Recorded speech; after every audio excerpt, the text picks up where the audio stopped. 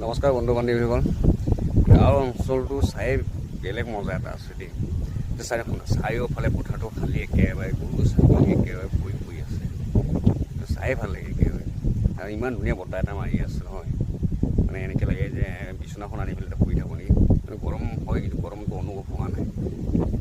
ইমান ধুনীয়া বতাহ দি আছে, বতাহ শব্দ শুনিছে নাই?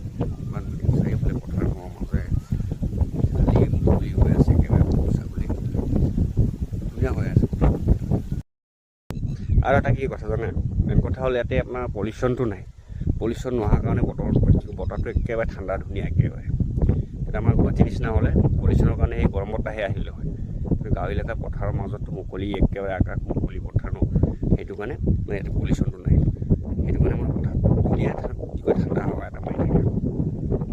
পলিউশ্যন হোৱা হ'লে নহয় এই ঠাণ্ডা হাৱাটো নাহিলে হয়, পলিউশ্যন নাই কাৰণে ঠাণ্ডা হাৱাটো আহি আছে।